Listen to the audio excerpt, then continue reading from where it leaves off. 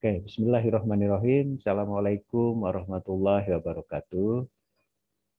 Sampurasun, wilujeng enjing para mahasiswa. Alhamdulillah, urang tiasa tepang deui dina kuliah sasi Ramadan ngalangkungan Zoom meeting. Dina dinten ieu urang baris ngupingkeun sawala atau napi di antara presentasi di tilu mahasiswa anu nuntun PPT PowerPoint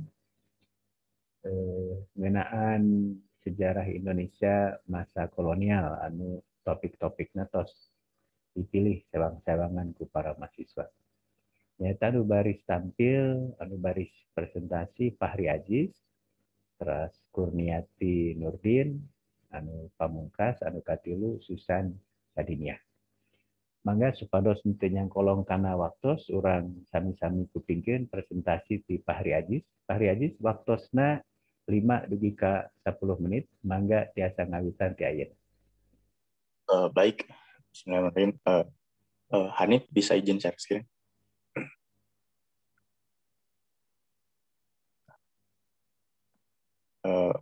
Assalamualaikum warahmatullahi wabarakatuh. Perkenalkan nama saya Fahri Aziz. Di sini saya akan mempresentasikan mengenai perlawanan rakyat Aceh terhadap kolonialisme Barat pada abad ke-19. Nah, untuk materi pembahasannya mencakup mengenai latar belakang, jalannya perang, berakhirnya perang, dan juga kesimpulan. Nah, untuk metode penelitian yang dilakukan adalah studi literatur dari media cetak maupun media internet. Nah, kegiatannya sendiri selama pengerjaan berupa pengumpulan data pustaka, membaca, dan mengelola presentasi. Yang pertama, latar belakang. Jadi, di antara banyaknya perang yang terjadi di daerah-daerah di Indonesia dalam abad ke-19, nah, perlawanan di Aceh ini termasuk yang paling berat dan terlama bagi Belanda. Nah, meskipun kekuatan kerajaan Aceh dalam abad ke-19 ini sudah sangat berkurang dibandingkan dengan kekuasaannya pada abad ke-17, namun semangat juang rakyatnya untuk membela daerahnya masih sangat tinggi. Nah, pada awal abad ke-19 ini yang menjadi sultan yaitu adalah Alauddin Muhammad Daud Shah yang berkuasa pada tahun 1823 sampai 1838. Nah, awal permasalahannya itu pada tanggal 17 Maret 1824, sebuah persetujuan antara Inggris dan Belanda mengenai pembagian wilayah jajahan di Indonesia dan Semenanjung Malaya ditandatangani. Nah, isi dari perjanjian tersebut adalah setelah memperoleh kembali jajahannya yang selama perang dilebur oleh Inggris, Belanda tidak dibenarkan mengganggu kemerdekaan negara Aceh. Aceh tetap merdeka dan bebas menjalankan politik kerajaannya. Nah, akan tetapi pada tahun 1830-an, daerah Sibolga, pedalaman Tapanuli, dan Tanah Batak dikuasai oleh Belanda. Nah, hal itu menyebabkan kedudukan Aceh mulai terancam, terutama daerah Aceh yang jauh dari pusat pemerintahan. Nah, banyak daerah-daerah kekuasaan Aceh yang lepas kepada pemerintahan Hindia Belanda, seperti misalkan Kesultanan Siak yang pada tanggal 1 Februari 1858 mengakui kedaulatan Belanda di Sumatera Timur. Hal ini juga berarti bahwa kerajaan-kerajaan lain yang berada di bawah pengaruh Siak seperti Delhi, Asahan, Kampar, dan Indragiri dengan sendirinya takluk kepada Hindia Belanda. Nah, padahal wilayah tersebut baik secara langsung maupun tidak langsung termasuk daerah kekuasaan atau lindungan Aceh. Menjelang perang dengan Belanda, kerajaan Aceh tidak mempunyai pemerintahan pusat yang kuat. Perang Pege sering terjadi yang memperebutkan wilayah sehingga menyebabkan ketidakstabilan politik kerajaan. Ketidakharmonisan hubungan antara Ulay Balang merupakan pencerminan lemahnya kewibawaan Sultan. Nah, kekhawatiran Aceh semakin meningkat ketika pada tahun 1871 Belanda dan Inggris mencapai persetujuan dan menandatangani sebuah perjanjian yang disebut Traktat Sumatera. Nah, perjanjian ini menyatakan Belanda diberi kebebasan untuk mengadakan perluasan kekuasaannya di seluruh Sumatera, termasuk Aceh yang selama ini tidak boleh diganggu kedaulatannya. Sebagai upaya menanggapi hal tersebut, Aceh mulai berusaha memperkuat diri dan mengadakan hubungan dengan negara-negara lain untuk mencari bantuan seperti mengirimkan utusan ke Turki dan Amerika Serikat.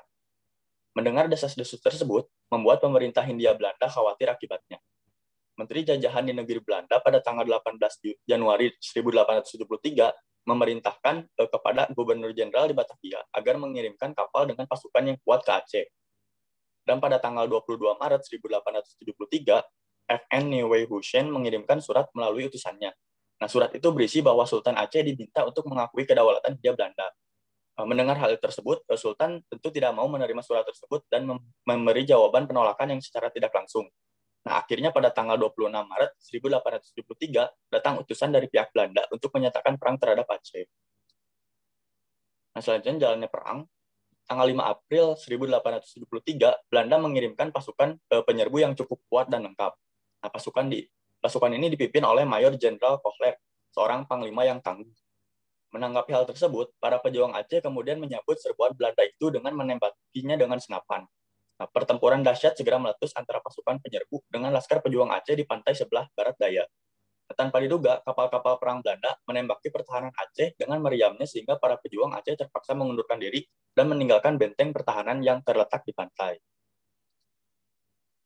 Pasukan Aceh menambah kekuatan untuk mempertahankan Masjid Raya Baitur Rahman karena diduga Belanda akan menggerakkan pasukannya untuk menyerang tempat ini. Dan memang benar, serdadu Belanda melakukan pengepungan kepada Masjid Baitur Rahman. Namun Laskar Pejuang Aceh memberikan perlawanan dengan gigih, sehingga serbuan Belanda mengalami kegagalan. Namun, masjid tersebut terbakar. Nah, memang hal tersebut merupakan satu strategi dari Jenderal Kohler. Melihat hal tersebut, Laskar Aceh akhirnya terpaksa meninggalkan dan mengundurkan diri. Nah, masjid berhasil diduduki Belanda pada tanggal 14 April 1873. Nah, namun, Jenderal Kohler pada saat itu terbunuh oleh pasukan Laskar Aceh. Dengan jatuhnya Masjid Raya, Laskar Aceh semuanya dipusatkan di Istana Sultan. Nah, kekuatan pasukan Aceh semakin meningkat, sebab orang-orang Aceh yang selama ini anti Belanda segera bangkit semangatnya. Masjid Raya menjadi pusat pertahanan serdadu Belanda, dan pada tanggal 16 April 1873, pasukan Belanda mencoba menyerbu istana. Nah, namun pada pertempuran kali ini, Laskar Aceh lah yang memenangkan pertempuran dan berhasil memukul mundur pasukan Belanda hingga ke pantai. Nah, sehingga hal tersebut menyebabkan pemerintah Hindia Belanda di Batavia memberikan persetujuan kepada tentara Belanda di Aceh untuk meninggalkan pertempuran pada tanggal 29 April 1873. Nah, pada tanggal 9 Desember 1873, pasukan Belanda kembali mendarat di pantai Aceh dan berusaha kembali menyerbu Kesultanan Aceh. Nah, jumlah mereka lebih besar kali ini. Pasukan ini dipimpin oleh Letnan Jenderal J. van Swieten. Seperti biasa, tentara Belanda pertama-tama menguasai benteng pertahanan terlebih dahulu. Nah, namun kali ini Belanda fokus untuk menyerang istana. Karena Belanda percaya bahwa bila mana istana dapat dikuasai, pastilah pihak Aceh akan menyerah. Nah, kemudian pada tanggal 24 Januari 1874, Istana Sultan jatuh ke tangan Belanda. Akan tetapi, Sultan beserta keluarganya sudah lebih dahulu meninggalkan istana ke Leon Bata. Nah, meskipun istana telah dikuasai, akan tetapi Sultan beserta pengikutnya tidak pernah berhenti berjuang. Di tempat yang baru ini, Sultan mendirikan markas pertahanannya. Namun, pada tanggal 28 Januari 1874, Sultan meninggal karena terjangkit wabah penyakit kolera. Nah, Sultan digantikan oleh putranya, yaitu Muhammad Daud Shah sebagai penerus perjuangannya. Nah, akan tetapi, karena Sultan masih kecil, ia dibantu oleh sebuah dewan Mangkubumi yang diketuai oleh Tuanku Hashim. Meskipun Belanda telah mengklaim diri bahwa Kesultanan Aceh telah ditaklukkan, nah akan tetapi masih banyak rakyat Aceh yang merasa bebas, merdeka, dan Sultan masih berdaulat. Nah, bahkan semangat perlawanan rakyat semakin meningkat dan terus berlangsung di luar ibu kota dan daerah-daerah dengan cara bergerilya. Rakyat di bawah pimpinan para ulebalang, para ulama, dan para kepala adat terus menyusun kekuatan dan meningkatkan perlawanan. Nah, walaupun ada juga orang-orang Aceh yang memihak kepada Belanda dan tidak turut berjuang. Nah, memasuki tahun 1880, situasi di Aceh tetap buruk bagi Belanda. Perlawanan rakyat Aceh tetap berkorban. Rakyat bahu-membahu dan bekerja sama dengan kaum bangsawan dan kaum ulama untuk mempertahankan tanah airnya. Jadi taktik gerilya membuat keuntungan besar bagi rakyat Aceh. Jika Belanda mengadakan tekanan yang kuat di suatu tempat, nah para pejuang Aceh menghilang dari daerah itu dan muncul di tempat lain untuk menyerang kedudukan Belanda. Dan demikian juga taktik dari sebagian ulebalang. Bila tekanan Belanda terlalu hebat, maka mereka menyatakan tunduk pada Belanda, tetapi secara diam-diam masih sering memberikan bantuannya kepada para pejuang di Aceh. Nah, sampai pada tahun 1884, biaya perang Belanda sudah mencapai sekitar 150 juta gulden. Hal itu sangat merugikan bagi pihak Belanda, sehingga berbagai cara dipikirkan agar masalah Aceh ini dapat diselesaikan. Seperti misalkan pemerintah Hindia Belanda memutuskan untuk menjalankan blokade yang ketat di seluruh pantai utara Aceh, dan juga penguatan armada Belanda. Nah, berbagai cara dilakukan Belanda untuk mengalahkan Aceh, namun selalu gagal. Nah, akhirnya untuk menaklukkan Aceh, Belanda menempuh jalan dengan mencari rahasia kekuatan Aceh terutama yang menyangkut kehidupan sosial budayanya. Nah, Dr. Snokhorgunch yang paham tentang agama Islam karena pernah bergaul dirasa tepat untuk diberikan tugas memecahkan kesulitan-kesulitan yang dihadapi oleh Belanda dalam penaklukan Aceh. Nah, Snokhorgunch ini menggunakan nama samaran yaitu Abdul Gofur. Nah, ia bertempat tinggal di tengah-tengah rakyat di Peukan Aceh. Dari hasil penyamaran Horgunch itu menyimpulkan bahwa meskipun Sultan berhasil ditundukkan, tidak berarti bahwa kepala-kepala daerah dengan sendirinya akan tunduk. Dan juga pengaruh dari ulama pada rakyat sangat kuat. Nah, dari laporan Snokhorgunch itu, pemerintah Belanda mendapat petunjuk bahwa satu-satunya jalan yang baik untuk ditempuh adalah dengan cara memecah belah kekuatan yang ada pada masyarakat Aceh. Ya, Pak Haji, hanjakal waktu nato saeb 10 menit, mangga di close, orang masian lolong kerangka nusanesna. Mangga ayeuna orang sami-sami kupingkeun presentasi di anu kadua Kurniati Nurdin. Kurniati sami waktosna 5 dugi ka 10 menit, mangga ngawitan ti ayeuna.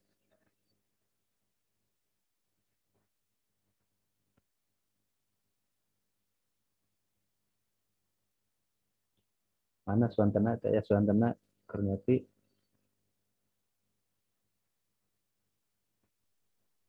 Ya baik Pak, maaf. Assalamualaikum warahmatullahi wabarakatuh.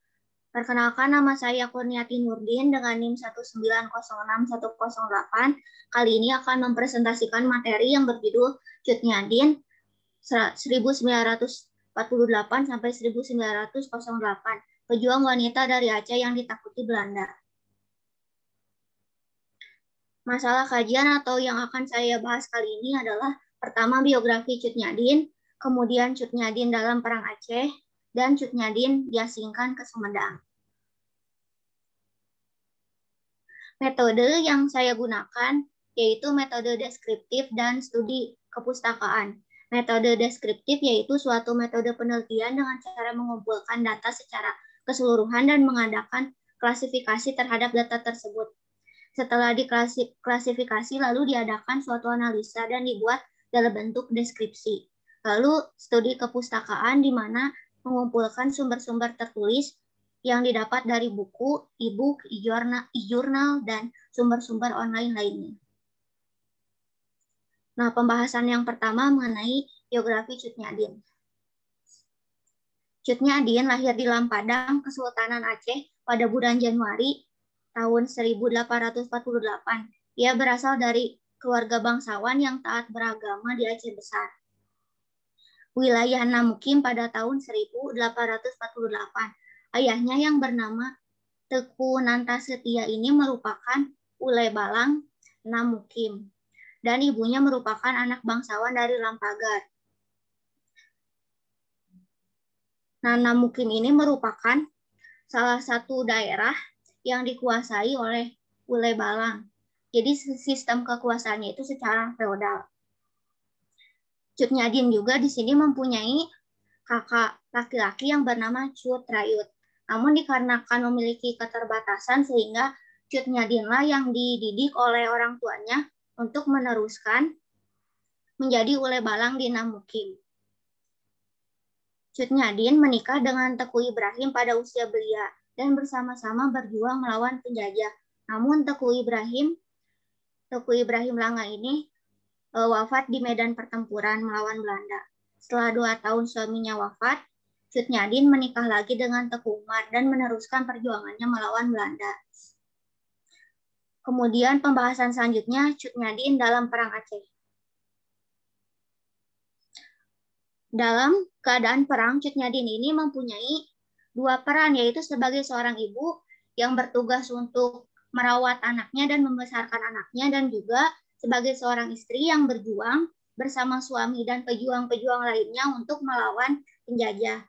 Nah, di situasi seperti ini, Cut Nyadin membulatkan tekadnya untuk terjun dalam medan pertempuran. Ketika perang meluas tahun 1873, Teku Ibrahim memiliki 200 orang prajurit, sementara penguasa dari Pidi hendak mengutus 1.500 prajuritnya. Cut Nyadin memimpin perang di garis terdepan dalam melawan pasukan Belanda. Pada tanggal 25 Desember 1875, Cut Nyadin bersama rakyat Namukim mengungsi di sebuah hutan dikarenakan pasukan Belanda sudah mendesak menuju ke wilayah Namukim sehingga harus bersembunyi di tempat yang aman dengan membawa perbekalan yang cukup. Pasukan Teku Nata dan Teku Ibrahim yang bermaksud mempertahankan Namukim akhirnya menyingkir akibat serangan Belanda yang dipimpin oleh Van der Heyden. Dalam pertempuran di Selagli Tarum, suami Cut Nyadin ini, Teku Umar Lamnga, gugur melawan Belanda pada tanggal 29 Juni 1878. Meninggalnya Teku Ibrahim dalam pertempuran melawan kafe-kafe Belanda ini menyulut kemarahan Cut Nyadin terhadap Belanda, sehingga sepeninggal suaminya Cut Nyadin turun langsung ke medan perang untuk menyusun siasat maupun menjadi pemimpin perang. Pada tahun 1880, Cut Nyadin menikah dengan Teku Umar. Teku Umar ini merupakan sepupunya Cut Nyadin sendiri. Namun awalnya Cut Nyadin menolak dikarenakan rasa cintanya terhadap suaminya masih mendalam. Namun karena Teku Umar ini menerima syarat-syarat yang diajukan oleh Cut Nyadin, yaitu salah satunya dapat mengikuti perang melawan Belanda, maka Cut Nyadin pun bersedia menikah dengan Teku Umar. Cut Nyadin dan Teku Umar merebut kembali Namukim dari tangan Belanda, lalu mengangkat Cut Rayut sebagai Ule Balang. Nah, pengangkatan Cut Rayut ini merupakan usaha untuk mengelabuhi pihak Belanda dikarenakan sebenarnya yang memimpin politik wilayah Namukim ini Cut Nyadin sendiri. Nah, Teku Umar mempunyai siasat untuk berpura-pura menyerah kepada Belanda dan bekerja sama dengan pihak Belanda. Nah, hal tersebut bertujuan untuk mengetahui siasat yang digunakan oleh Belanda, seluk-beluk Belanda, dan jumlah prajurit serta persenjataan dan sebagainya. Pada tanggal 30 Maret 1896, Teku Umar membawa pasukannya dan mengambil 800 pucuk senjata, 25.000 butir peluru, 500 kg amunisi, dan uang sebesar $18.000 dari pihak Belanda. Kemudian pergi bersama Cut Nyadin dan tidak pernah kembali kepada pihak Belanda. Karena hal tersebut, Belanda menyebut peristiwa itu dengan sebutan pengkhianatan Teku Umar. Kemudian Jenderal Johannes Benedictus van Hertz memimpin pertempuran di Aceh. Nah, pertempuran ini dimaksudkan untuk menangkap Teku Umar. Akhirnya Teku Umar gugur tertembak peluru pada tanggal 11 Februari 1899. Setelah kematian suaminya, Cut Nyadin melakukan perang secara gerilya dari dalam hutan bersama pasukannya. Hingga akhirnya pada tanggal 7 November 1905, Cut Nyadin dan pasukannya ditangkap Belanda karena pengkhianatan Panglot. Panglot ini merupakan abdi setia dari Cut Nyadin. Nah, Letnan Van Führer ini memberikan upacara penghormatan secara militer kepadanya dengan bertujuan untuk menarik simpati rakyat. Namun dikarenakan Cut Nyadin sebelumnya di Banda Aceh itu diobati karena encok dan mata rabunnya. Nah, setelah sembuh, Cut Nyadin ini kembali kepada rakyatnya dan mengobarkan semangat rakyatnya, sehingga ditakutkan oleh pihak Belanda, rakyat-rakyat kembali memberontak, sehingga akhirnya pembahasan selanjutnya Cut Nyadin diasingkan ke Sumedang. Nah, karena sebab-sebab tadi yang telah disebutkan, Cut Nyadin dibuang ke Sumedang pada tanggal 11 Desember 1906 oleh Belanda. Cut Nyadin diterima baik oleh Bupati di Sumedang dan dirawat oleh Kiai Haji Sanusi. Namun karena rumah Kiai Haji Sanusi saat itu sedang dalam proses perbaikan, maka Cut Nyadin dilawat oleh Haji Ilyas selama 2-3 minggu. Kemudian berpindah di rumah Kiai Haji Sanusi. Kemudian Kiai Haji Sanusi wafat pada tahun 1907 dan dilanjutkan oleh anaknya Haji Husna. Hingga akhirnya Cut Nyadin wafat pada tanggal 6 November 1908 dan dimakamkan di lokasi makam keluarga Haji Husna di Gunung Puyuh, Sumedang, Jawa Barat.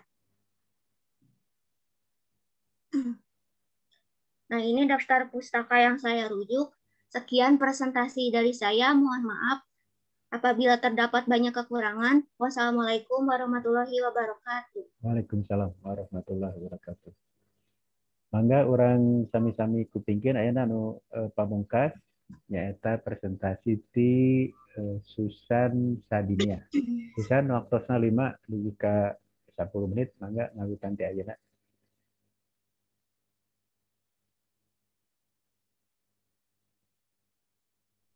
Ya, terima kasih Bapak. Hanif, mohon maaf PPT-nya. Untuk mengefektifkan waktu, saya mulai saja presentasi saya.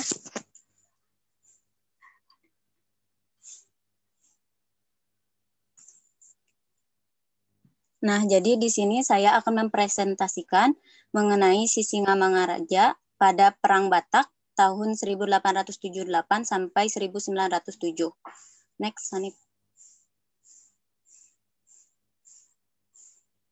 Nah, untuk materi pembahasannya sendiri, yang pertama ada latar belakang, lalu biografi singkat Sisingamangaraja, dan juga jalannya perang.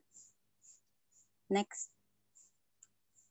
Nah, untuk metode penelitian, saya menggunakan metode penelitian kepustakaan atau library research, di mana penelitian ini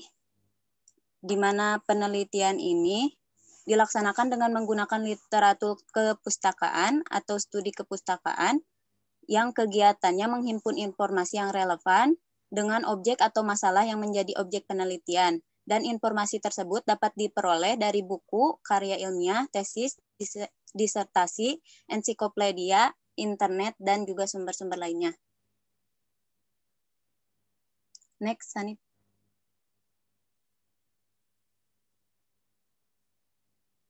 Nah, di sini ada latar belakang dari terjadinya Perang Batak.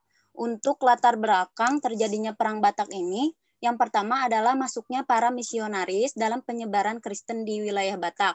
Nah, sebenarnya ada dalam buku Sisingamangaraja itu disebutkan bahwa ini adalah salah satu intrik yang dibuat oleh Belanda, yang mana kan Belanda itu mendirikan daerah kekuasaannya atau mendirikan kerajaan pada tahun 1824 itu di wilayah Matra.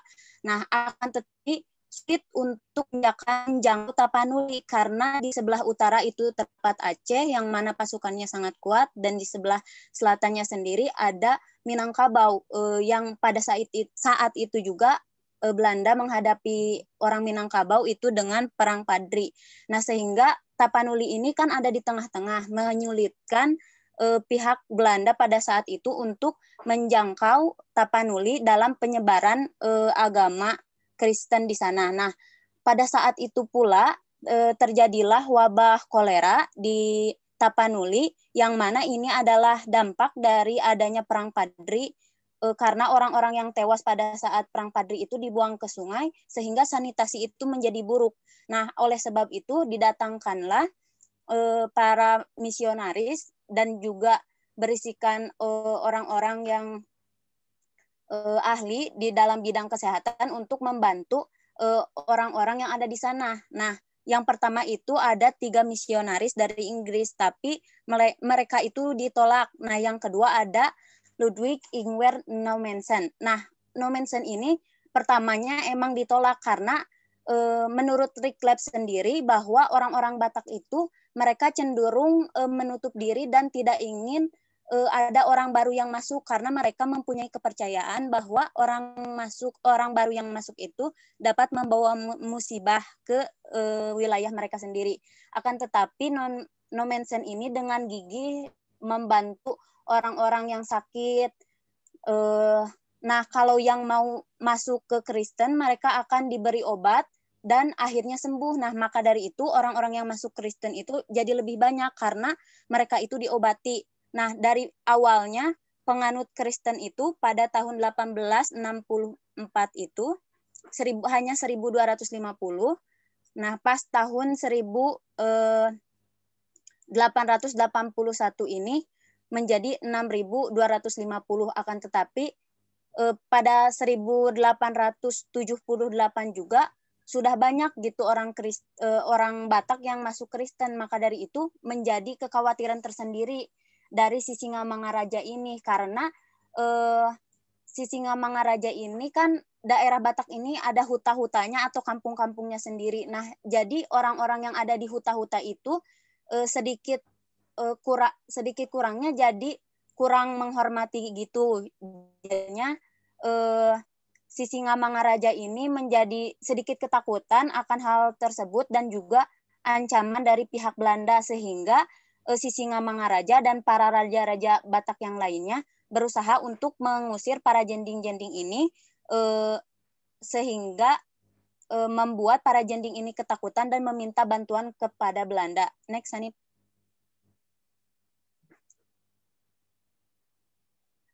Hanif, next. Nah, setelah itu ada biografi dari Sisingamangarajanya sendiri. Nama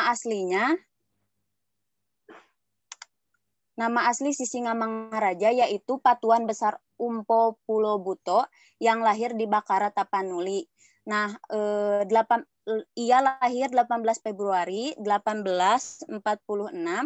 Lalu pada usianya yang ke-30 pada 1876 menggantikan ayahnya yang sudah wafat. Ada beberapa sumber yang menyatakan bahwa Sisingamangaraja ini menggantikan ayahnya pada umur 19 tahun. Tapi saya di sini mengambil yang di usianya yang 29 tahun karena alasan tertentu yang nanti akan saya jelaskan.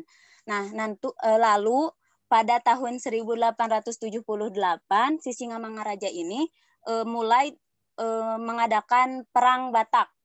Nah, lalu 17 Juni 1907 wafat, dan juga pada 14 Juni 1953 makamnya dipindahkan, dan yang terakhir 9 November 61 itu dijadikan pahlawan Indonesia. Selanjutnya nih. Nah, untuk jalannya perang dari perang Batak ini, yang pertama untuk di tampilan slide-nya sendiri itu ada tahun-tahun pertama berjalannya perang Batak itu, di mana pada tahun-tahun pertama itu Sisingamangaraja ini terus-terusan menyerang Belanda gitu. Jadi meskipun pada halnya selalu kalah oleh Belanda itu karena seperti yang kita tahu bahwa peralatan yang digunakan oleh Sisingamangaraja ini juga sangat terbatas. Awal mula ia menggunakan alat peperangan yaitu menggunakan tombak. Nah, setelah itu bergabunglah para pasukan Sisingamangaraja ini dengan para pasukan Aceh. Next, Hanif. Nah, hal inilah yang sebenarnya menjadi pertanyaan bagi beberapa sejarawan, mengapa sampai Sisingamangaraja ini melakukan kerjasama dengan pihak Aceh sendiri, sedangkan seperti yang diketahui dari beberapa sumber bahwa kakek dari Sisingamangaraja ini atau Sisingamangaraja 10 ini wafat itu dibunuh pada saat peperangan dalam melakukan islamisasi di wilayah tersebut. Akan tetapi di sini menurut pemikiran saya sendiri, mungkin Sisingamangaraja melakukan hal tersebut untuk melindungi wilayahnya sendiri karena keterbatasan dari senjata yang dimilikinya. Tidak mungkin kan melawan Belanda dengan senjatanya yang sudah kuat gitu. Nah, dari itu melakukan kerjasama dengan pihak Aceh. Nah, menurut saya ini juga yang menjadi alasan kenapa saya mengambil umur penobatan menjadi Raja Sisingamangaraja itu 29 tahun, karena di umur segitu sudah dianggap dewasa sehingga pemikirannya lebih dewasa, lebih luas, tidak melihat satu hal saja, tapi mungkin pemikiran itulah yang membuat Sisingamangaraja mau untuk bekerja sama dengan Aceh. Nah, untuk itu akan tetapi setelah bekerja sama dengan Aceh, Belanda mulai kesulitan untuk melawan pasukan Sisingamangaraja. Selain itu kan mereka pakai taktik itu gerilya, jadi semakin sulit juga. Next, Hanif. Nah, untuk yang selanjutnya, pada tahun 1900-an kan si Singamangaraja itu mungkin sudah masuk umur 50 tahun. Nah, hal tersebutlah yang mungkin menjadi penyebab si Singamangaraja ini menjadi lebih kewalahan, dan juga perlawanannya itu tidak sebanyak yang ia lakukan di tahun-tahun pertama, sehingga perlawanan yang dilakukannya hanya menahan perlawanan, jadi bersembunyi dari satu tempat ke tempat yang lain. Akan tetapi hal tersebut juga masih menyulitkan pihak Belanda karena masih banyaknya orang-orang Tapanuli itu melindungi si Singamangaraja. Bahkan setelah orang Tapanuli diberi uang 200 sampai 5.000 gulden atau setara dengan emas 5 sampai 6 kilo pada zamannya, mereka tetap tidak mau memberitahu di mana tempat persembunyian si Singamangaraja. Akan tetapi pada akhirnya Susan waktu atau CF mangga di close screen.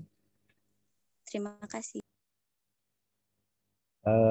Para mahasiswa orang tos sami-sami ngupikeun presentasi di tilu mahasiswa anu luyu sareng judul sewang-sewangan.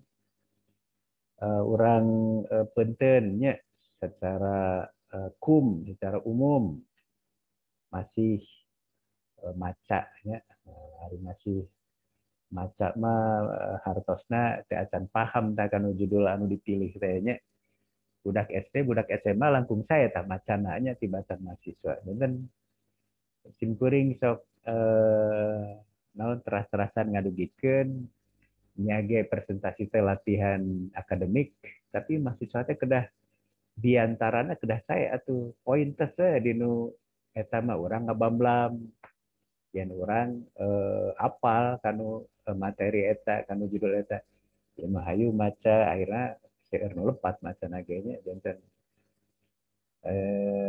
presentasina teh acan kalebet sae margi maca panginten teu ngartos janten teu aya tafsir anu enggal teu aya fakta anu enggal eta masih sami sareng buku-buku sakola atau nanti buku-buku sejarah anu sanesna ongkos studi pustaka bacaan tesis disertasi buku jurnal tapi asa teu katingal tafsir anu naon anu enggal kitu janten mangga ayeuna urang komentaran saurang janten mahasiswa sejarah mah hiji kedah seueur maca upami urang seueur maca wawasana tangtos janten Jembar upami urang elmuna Jembar mah nyarios ge lancar we kitu nya teu ari maca mah nunjukkeun kaacan ngartos naon anu di sawalakeun naon anu diantarakeun mangga ayeuna urang tinggal mana anu kahiji ti Fahri Ajisnya ya komo maca pisannya Fahri Ajis mah margi maca akhirna waktosna teu cekap sareng teu di dukung ku gambar-gambarnya dan teu katingal di mana rakyat Aceh pupuhu Aceh pamimpin Aceh ngayakeun perlawanan ka Walanda teh lebeng we kitu nya janten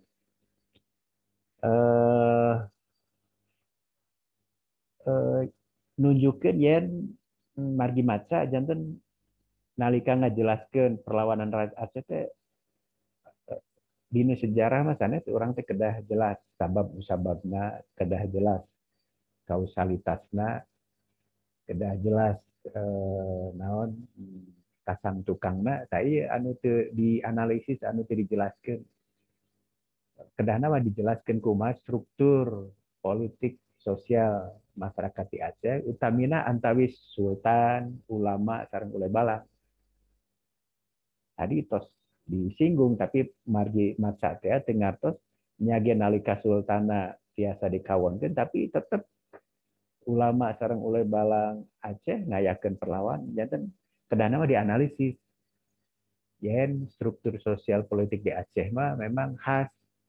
Itu sadayana gumantung karena sultan. Pamintan anu gaduh ka kawasan real mah nyaeta para ulai barang. Ari ulai barang teh teuku, para ulama bangsawan teuku, upami ulama mah tengku. Tadi dijelaskeun gitu ge nya ada dengar tos teh meureun nya. Janten eta kacida pentingna urang tiasa memahami kumasi struktur sosial politik di Aceh teh utamina antawis sultan ulama sareng ulai balang supados urang tiasa paham upami kitu mah wajar we perlawanan di Aceh teh kalebet anu lami sareng teras-terasan ngalawan Walanda. Nya ge sultanna tos teu berdaya, nya ge sultanna tos tiasa dikawonkeun. Janten eta anu teu dianalisis.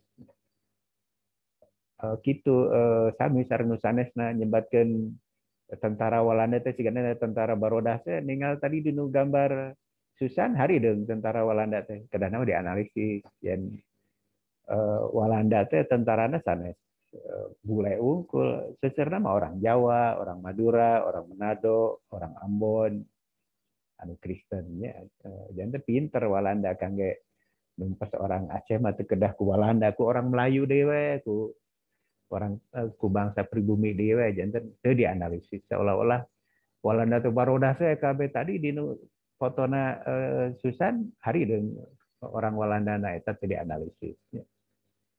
Ya kitu oge teu ngartos karena kajiana Senuk Rugroje salaku orientalisme naon sih dugi ka Senuk Rugroje teh nalika nalungtik masyarakat Aceh akhirnya tiasa macan rekomendasi sareng efektivisan rekomendasina kangge numpes atau nanti kangge maruman perlawanan rakyat Aceh itu dijelaskan. Padahal legacy pemikiran sareng panalengtikan Senuk Rugroje teh dugi kayan diamalkeun kalebet ku pamarentah urang. Jadi dijelaskeunnya. Naon hasil panalengtikan Senuk? Janten numutkeun Senuk, naon margina orang Aceh teh fanatik pisan. Margi antawis Islam sareng politik tiasa dipisahkeun. Tak kembali gitu numutkeun Senuk, pemerintah Walanda kedah mangka hade, kedah sing bijak, upami masyarakat Aceh teh ngamalkeun Islam ngan saukur kangge ibadah, eta mah tong dicegah, tong dilarang, tong dicarek, malian mah kedah didukung.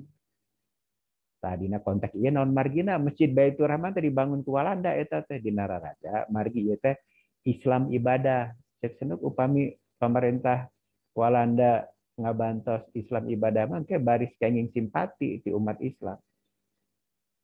Tapi numbutkeun Senuk upami Islam di Aceh tos nunjukkeun cita-cita politik, hoyong ngadegkeun kesultanan, hoyong ngadegkeun khilafah, hoyong ngusir bangsa kafe tadi nyebatkeun kafe tapi tidak dijelaskeun yang kafe teh hartosna kafir ke disangkina kafe teh kopi begitu nya toko tanan warung-warung kopi itu upami hoyong ngusir bangsa kafe bangsa kafir tanembe eta mah kedah ditindas eta dugi ka ayeuna eta rekomendasina Senuk teh pamarentah urang sanes pamarentah urang ku pamarentah sakuliah dunya.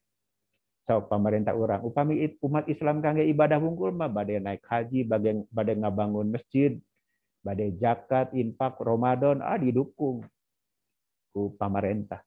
Tapi upami umat Islam hoyong ngadegkeun negara Islam, Hizbut Tahrir, hoyong khilafah ta eta mah ulah dipasieun nolong kerang ditindas janten Fahri Adis dengartos karena hasil panalungtikan Senuk Rugroje anu Nyong Colang sareng anjeunna dianggap sebagai bapak orientalisme atau napi tokoh orientalisme anu hebat. Margi legacy pemikiran sareng panalungtikana masih relevan dugi ka ayeuna.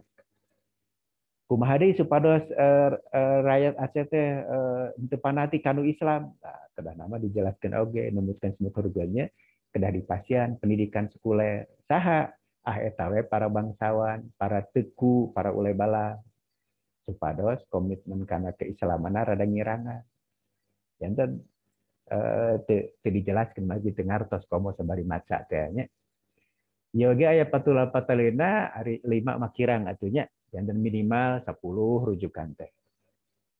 nya kitu deui nyerat daftar pustaka oge ieu simkuring mindeng pisannya nyaros kieu teh mahasiswana sarare we sigana di bejaan teh kereknya saur simkuring upami urang nyerat judul skripsi dan skripsi mah tiasa diterbitkeun nyata teu kedah di itali teu kedah dicetak miring anu tos diterbitkeun kayaning judul buku ta eta dicetak miring ari skripsi mah teu kedah dicetak miring judulna da tiasa diterbitkeun. Dan judul jurnal, judul skripsi, judul artikel terkedah dicetak miring. Anu dicetak miring mah anu tos diterbitkeun nyaeta buku. Atau napi nami jurnal, nami majalah eta anu kedah dicetak miring. Kami saderek di wartosan kieu teras-terasan teu ngagugu bangkawara. Saderek baris disengsirikeun ku batur ku nu maca. Masih sejarah teh meuni teu bisa nyerat karya ilmiah acan saha si dosen apa yang we da dosen ge Pak Andi Suwirtama teu ngartos kana tata cara penulisan ilmiah. Jadi dia sanes kangge Fahri Aji soe nya nu sanesna ge sami rada malaweung nya di nasehatan di wartosan teh lebet ceuli kensa kaluar di langsung ceuli katuhu nya. Nya kitu oge masih sejarah henteu terang buku-buku standar mah aduh tinggalin atuh nya. Kami orang ngebahas perang Aceh, cing. Taros ke Mbah Google, buku-buku standar ngeunaan perang Aceh. Janten saderek acan ngagunakeun buku-buku standar. Baca bukuna Paul Panfir, Perang Aceh judul lagi. Terus diterjemahkeun eta ka bahasa Indonesia, diterbitkeun Graffiti Press. Simkuring mah maca nuju mahasiswa. Maca buku ieu teh. Terus kangge memahami kumaha Kesultanan Aceh teh tingawitan janggela abad 17 dugi ka runtagna abad 18 Walanda baca bukuna Denis Lombard sejarawan Prancis terus diterjemahkeun eta ge. Baca disertasina sejarawan UGM Teku Ibrahim Alfian judulna ge Perang di Jalan Allah. Teu dibaca. Nya kitu oge buku idasnya Indonesia dalam Arus Sejarah teu dibaca. Cing ieu dipasian PR ku simkuring. Aya hiji buku anu sae disertasi rupina diserat ku sejarawan atau antropolog di Amerika Serikat judulnya The Rope of God, Tali Allah. Hilarian eta saha pengarangna nya. Janten eta ngeunaan Aceh tah janten kumaha tadi rakyat Aceh teh antawis sultan, ulama sareng ule balang teh mani raket pisan. Ieu anu teu tiasa di naon sesah ditaklukkeun ku Walanda margi struktur sosial politik masyarakat Aceh mah khas benten sareng masyarakat anu sanesna. Dan upami saderek teu terang buku-buku standar rupina mah masih teu acan layak janten masih sejarah nya. Dan simkuring mah ti zaman mahasiswa tos terang oh upami ngeunaan masyarakat Batak ieu buku standarna. Upami ngeunaan Cut Nyakdin ieu buku standarna. Upami Aceh ieu ya kan tos kedah terang we masa sejarah mah. Ayeuna macaan buku-buku anu pengarangna tiasa bae nyerat ngeunaan Aceh tapi anjeunna sanes pakar di bidang eta atuh Kirang Abdol numutkeun umat Islam nya Kirang Soheh upami numutkeun hadis. Mangga pilihan oge artikel-artikel anu sanesna nu relevan lamun margina relevan kedah luyu sareng topik pembahasan Aceh. Sareng upami dikutip, dicutat, di pembahasan kedah diserat di daftar pustaka. Tong dugi ka numutkeun Denis Lombard 2004 dicek teh Denis Lombard di daftar pustaka teu aya eta ngawadul nya secara akademik. Ieu mindang simkuring nyaros ieu nya dan mahasiswa teh dianggapna sepele kitu macana keuneu nulis mah kumaha aing. Nya baris disengsirikeun yang moali pasien punten saya kusim kuring upami saderek nyeratna acak adutnya teu luyu sareng tata cara pedoman penulisan karya ilmiah. Anu kadua Kurniati Nurdin nya kami masih maca ieu ge nya anu diantarakeun heula rupina Kurniati Nurdin teu acan tiasa ngabentenkeun antawis ulai balang sareng ulama, antawis teku sareng tengku nya. Janten naon ieu teh Teasan katinggal teh dinu diantarana dinu presentasina sakumaha judulna di mana Cut Nyadin teh dipikasieun asa teh katinggal dipikasieun ke Walanda nu jelas mah ditangkep teh terus dipicieun ka Sumedangnya janten antawis judul sareng pembahasan teh asa kirang nyambung. Tadi nyebat kape sebenarnya simulan teh loh geuning cenah Walanda teh resep ngopi cenah pakai kape segala. Jadi itu dijelaskeun yang kape teh harusna kapir bahasa Aceh eta teh nya.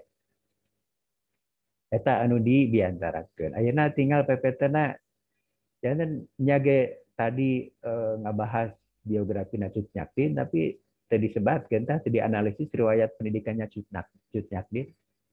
Ya teh kangge nunjukkeun ke baris aya implikasina upami Cut Nyakin pendidikanna tradisional tangtos moal tiasa atanapi masih kawon pamorna dibandingin sareng Raden Ajeng Kartini. Nya ge Raden Ajeng Kartini teh henteu perang campuh ngalawan Walanda, margi anjeunna mah naon dina bidang atikan sareng pangaruh atikan mah sae pisan di masyarakat. Dan Kartini langkung nyongcolang namina dibandingin sareng Cut Nyakin. Naon anu dilakukan ku Cut Nyakin perang lawan Walanda mah memang hebat aheng tapi moal tiasa diturutan ku seueur wanoja. Sadere kitu tiasa nurutan Cut Nyakin sok perang nya. Ngiring sareng naon suami perang ngalawan musuh. Ngan Cut Nyakin nu tiasa kitu mah wanoja sanesna mah moal tiasa upami ngalangkungan atikan mah sapertos Kartini ngalangkungan pendidikan sadere ayeuna ngiring pendidikan, ngiring atikan, sareng aya perobihan sikap, perobihan wawasan, pengetahuan, jantan impak, pengaruh dinu perjuangan ngalangkungan pendidikan mah memang langkung hebat dibandingkan sareng perjuangan peperangan atau nanti bersenjata. Jantan teu dianalisis kumasih riwayat pendidikanna upami katinggal riwayat pendidikanna pantasnya pendidikannya masih tradisional, masih dinu pesantren atau nanti sekolah tradisional jantan Cut Nyakin langkung milih ngiring peperangan tibatan ancrum dina bidang atikan. Eta teu dianalisis. Tadinya teu katinggal dipikasieun ku pihak Walanda teh dinu PPT nama nu jelas mah ditangkep we ku Walanda gitu. Oge anu pamungkas ye sanes Cut Nyakin wungkul seueur tokoh-tokoh anu ngalawan Walanda satosna ditangkep sok dipicieun ka wewengkon anu sanes. Tah ieu teh kedanau dianalisis.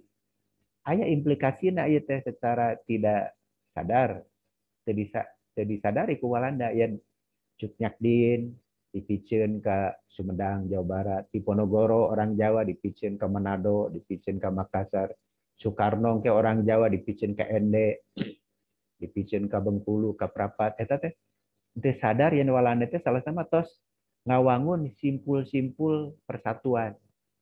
Janten benih-benih persatuan teh tos ditanam ku Walanda nya ge by product jangan akibat sampingan. Eta nu kedah nama dianalisis.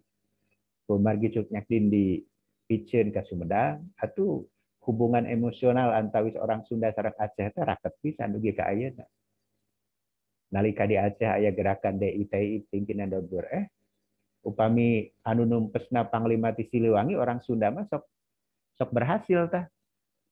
Margi numutkeun orang Aceh da pimpinan orang Sunda sanes kape, sanes orang kafir, rajin netepan, rajin salat. Malihan nalika tentara Siliwangi bade diserbu ku DITI Aceh geuning sarolat keur sarolat cenah geuning eta mah muslim. Ditambih deui upami pimpinan orang Sumedang sok sia ngarempug urang erek dibongkar tah makamna Cut Nyakin.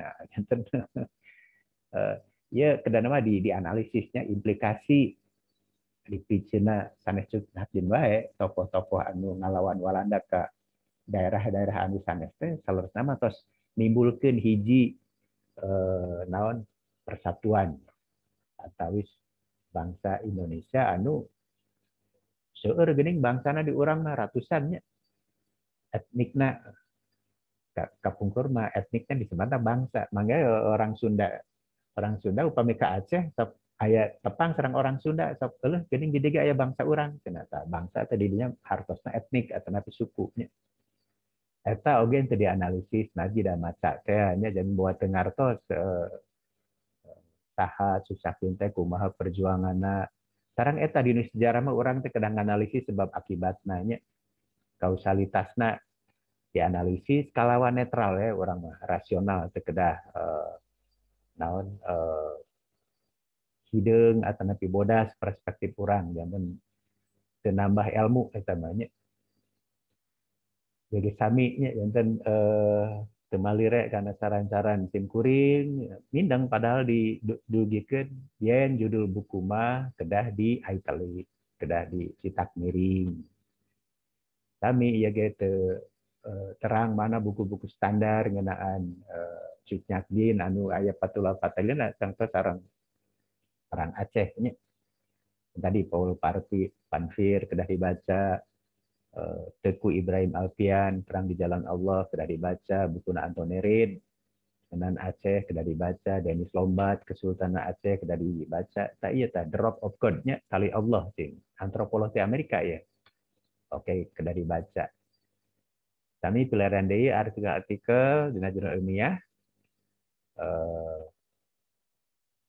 jangan upami nami jurnal, nami majalah, nami surat kabar eta kada di italic ya. Sanes artikelna anu di italic upami artikel di italic mah hartosna eta mah judul buku anu tos diterbitkeun. Janten eta nu sadere kedah ngartos nya ke dicengsirikeun ku nu maca upami nyerat makalahna teu leres kanu ngiring isina oge dosenna nya dosenna teu ngawartosan mahasiswana amburadul nyerat karya ilmiahna teu pararuguh gitu. Komo copy paste mah. Ayo we daftar bacaan seueur ari dikutip henteu, dianggeh henteu, eta mah berarti ngadongeng nya. Eta anu kadua Heidi Hilman naon kasiangannya ngintun dieuna mangga langsung bae nyerat makalah Rugel saresna mah upami teu presentasi margi teu kenging masukan alternatif kritik di dosennya dina raraga supados makalah sadere langkung sae. Pamungkas di Susan kami masih maca nya ge aya macana ngajelaskeun tapi tetap dumasar karena pointesna masih dibaca.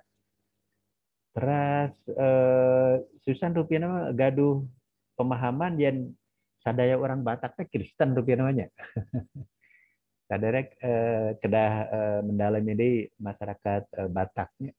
Memang Abdul Haris Nasution sana orang Batak Muslim. Burhanuddin Harahap Perdana Menteri anu ngayakeun pemilu 55 Muslim. Janten entong oge gaduh kan sadaya Batak Kristen seueur oge Muslimna.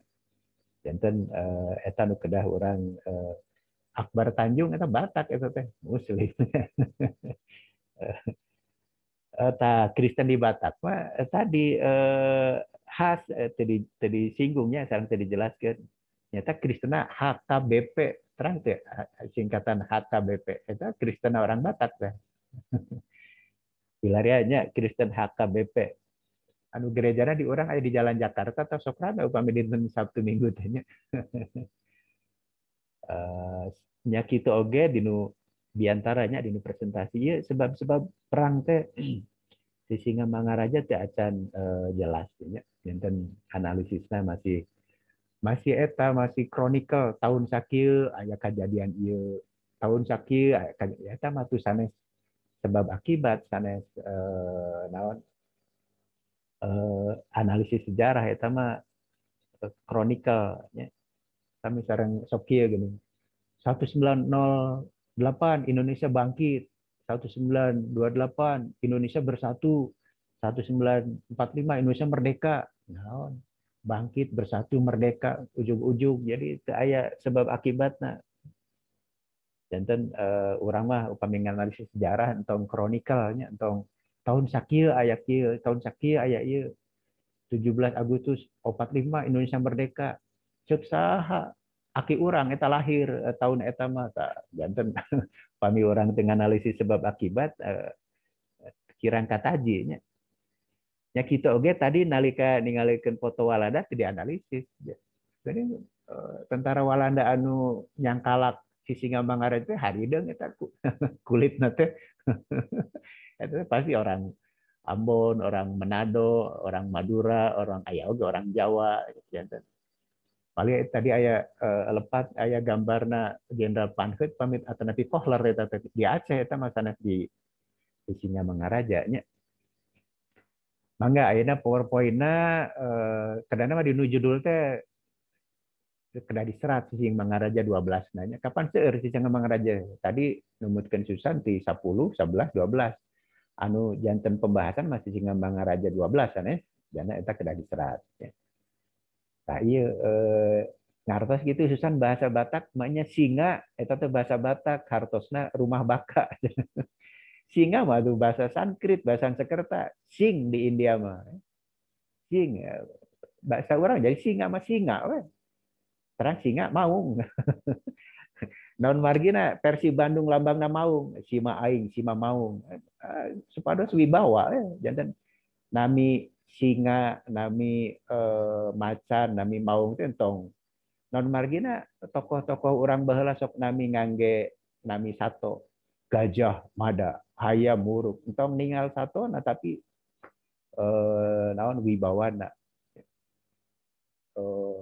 Banteng PDIP dugi kayana lambangna banteng kan tapi tong ditingali oh Megawati teh ieu kitu siga banteng henteu tapi sumangetna eta nu kudu ditafsir ieu singa cenah harto tinu basa Batak hartosna bentuk rumah baka dacan harta Susan ngeunaan singa terus no mention teh orang Jerman itu teh Susannya jangan tak dijelaskan ieu naon hubunganna Jerman misionarisna orang Jerman sukses ngeristenkeun sebagian orang Batak anu janten agama HKBP ayeuna terus sareng penjajah Walanda naon hubunganna janten eta teu acan dianalisis teu acan katingal Jerman sareng Walanda teh musuh ya nih komo upami urang ninggal kadinya janten kedana mah upami misionarisna orang Walanda mah wajar lah didukung ku Walanda ieu misionarisna ge orang Jerman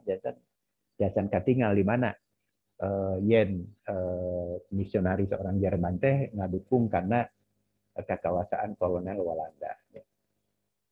Janten sebab-sebab jalana perlawanan nalika lumangsung masih kronikelnya masih teu acan dijelaskeun sebab akibatna. Tadi aya gambar Jenderal Walanda di perang Aceh, ayo nyasar di perang Batak di Singamangaraja. Tah ieu sanes kangge Susan unggul nu sanes oge cing diimplang dilenyepan naon margina perlawanan di daerah abad 18 di Ponorogo, Suknyapdin, Teku Umar, Singamangaraja, Banjarmasin, Bali kawan ngalawan Walanda. Saderek entong sapertos maju di SMA margi kurang persatuan dan kesatuan. Nah, di mana ting terus aya gagasan persatuan kesatuan harita. Jadi orang tiasa ngajelaskeun naon margina Walanda langkung unggul dina ngalawan tokoh-tokoh di sakuliah Nusantara tingawitan Aceh, Jawa, Kalimantan, Sulawesi dugi ka Papua margi itu antawis modernisme versus tradisionalisme. Boh dinu senjata, boh dina sistem organisasi, boh dinu sistem emutan, sistem pemikiran. Pejuang-pejuang di daerah mah upami ngalawan Belanda sok ngangge jimat, sok ngangge isim, ya. Ngangge ilmu kekebalan, ilmu kebal, moal teurak saya mah kubedog. Tapi nalika ditembak teurak oge. Janten ieu teh kedah dipahami antawis modernisme versus tradisionalisme tangtos kawon tradisionalisme. Saderek ayeuna rek ngalawan pemerintah, rek ngalawan polisi, rek ngalawan tentara, ngangge ketepel, ngangge keris, ngangge jang jawokan atau disengserikeun nya moal terang jang jawokan. Jampi-jampi nya atuh moal menang janten eta anu sudah dianalisis Tong sapertos, kenapa pemberontakan di daerah selalu gagal? Ya karena kita kurang persatuan dan kesatuan. Nah, itu mah ya kesembungnya di mana ting tos aya gagasan persatuan. Justru persatuan mah dibangunnya ku Walanda. Tadi Cut Nyakdi dipicin ke Sumedang, di Ponorogo dipicin ke Manado. Ente sadar eta tuh ternyata di Ponorogo jantan dipikareus ke orang Manado, ke orang Makassar. Cut Nyakdi dipikareus ke orang Sunda eta anu Talers nama justru Walanda anu malihan negara orang teh tiasa dihijikeun ku Walanda. Negara orang ayeuna tilah jajahan Walanda. Non margina Kalimantan Utara untuk lebet ka orang ke Indonesia eta mah jajahan Inggris.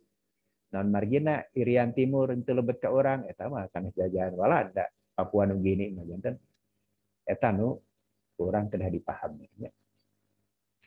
Sumberna masih kiranya ieu cobi urang mah kedah jujur nya. di nu sumberna gaya Susan teh ngangge reclap sareng Steinbring judulna bahasa Inggris. Laras mata bukuna reclap inu bahasa Inggris sareng Steinbring bahasa Inggris. Upami urang macana anu versi bahasa Indonesia na tahu jujur we maca reclap maca bukunya Carl Steinbring teh inu bahasa Indonesia. Jadi diserah di daftar pustaka ge anu bahasa Indonesia na we nya. Tong sok legeg, tong sok gayaan nya kata. Do you know English? No, sir. I just limited in mastery in English. Akhirnya biasa bahasa Inggris. Nah, ya kita oke baca cing buku-buku standarnya genal masyarakat Batak. Kalau bet Manawi non mention ge tos aya biografi nanya anu nyerat eta kedah dibaca non margina ye misionaris orang Jerman sukses ngristenkeun orang Batak. Janten kedah dibaca. Baca oge idasnya Indonesia dalam arus sejarah ya revisi tinu buku SNI Sejarah Nasional Indonesia anu khususan diangge SNI na tapi idasna teh acan.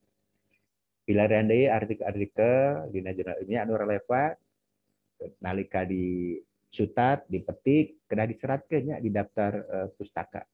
Jadi eta buku reclap bukuna Steinbring aya di daftar pustaka mungkin nalika dino analisis dina makalahna kedah diangge tong hayu ngan pajangan ungkulan kata naon percuma eta mah lagi unggulnya tapi teu diangge dina analisis. Rupina eta anu tiasa didugikeun ku simkuring janten para mahasiswa ulah leutik hate nya simkuring mah upami masen komentar memang kitu sapertos ngaleueut obat nya oge pait tapi kangge kasehatan saderek. Janten saderek teh calon sarjana, calon sejarawan, upami engke nyerat tesis, nyerat skripsi, nyerat disertasi, nyerat makalah kedah leres. Upami naon-naon anu didugikeun dikritik ku simkuring teu dipalire, ising serikeun ke saderek ku nu maca ku batur nya. Janten ieu mah rada kirang piknik ye teu seueur maca. Hayu antawis naon anu disebat dinu pembahasan teu aya dinu daftar pustakana. Hayu nyerat daftar pustakana terang eta teh judul-judul buku hayu teu dicetak miring kan. Nu kitu teh seolah-olah sepele tapi upami ku urang teu dipalire, teu diperhatoskeun urang baris dianggapna kirang piknik nya, kirang seueur wawasan akademikna. Rupina eta anu tiasa didugikeun minggon payun urang teh rupina mah liburnya dinten Rebo upami ninggal dinu jadwal mah janten orang tinggal wengke nah minggon payun masih aya keneh atau nanti libur upami libur panginten orang tepang dina minggon payuna deui. Hatur nuhun kana perhatosan saderek. Punten Susan ti orang Sunda sana Susan? Mohon Bapak. Oh Sundanya, sang seorang Bataknya. Janten mudah-mudahan naon anu disawalakeun diantarakeun didugikeun ku simkuring dinu basa Sunda ngartosnya wayahna saderek teh nuju tolabul ilmu di Bandung ari Bandung teh puseur budaya Sunda kedah ngartos karena bahasa sareng budaya Sunda. Simkuring ya bahasa indung mah sanes bahasa Sunda. Simkuring nganjrek lami di daerah Pantura pantai utara Jawa Barat, daerah Subang, bahasa Jawa, tadi dintena Jawa Cirebon, Jawa Indramayu. margi lami nganjak di Bandung nya wayah na kedah ngartos bahasa Sunda. Janten simkuring masian kuliah dina bahasa Sunda teh supados saderek salaku warga Bandung, salaku warga Jawa Barat anu dominasi budayana Sunda kedah ngartos karena budaya sareng bahasa Sunda. Itu bae mangga urang sasarengan pungkas kuliah urang dinten ayeuna ku sami-sami ngalafadkeun nyebatkeun hamdalah. Alhamdulillahirabbil alamin. Hatur nuhun diantos oge komentar-komentar singkatna dina WhatsApp grup manawi aya sasiereun sabeuneureun kaangge ku naon anu nembe presentasi. Hatur nuhun tepang deui insyaallah minggon payun wilujeng boboran kenging mudik tuh bae mahasiswa kenging meureun nya. Manya mahasiswa teu mudik atuh bade susulumputan aya mudik nanya. Sesayana bade jalan tikus tos dijaga jalan tikus ganya. Angage jalan entog we entog mulangnya. Hatur nuhun. Wassalamualaikum warahmatullahi wabarakatuh. Waalaikumsalam warahmatullahi wabarakatuh. Hatur nuhun Bapak. Enggak, sami-sami tiasa labnya, mangga.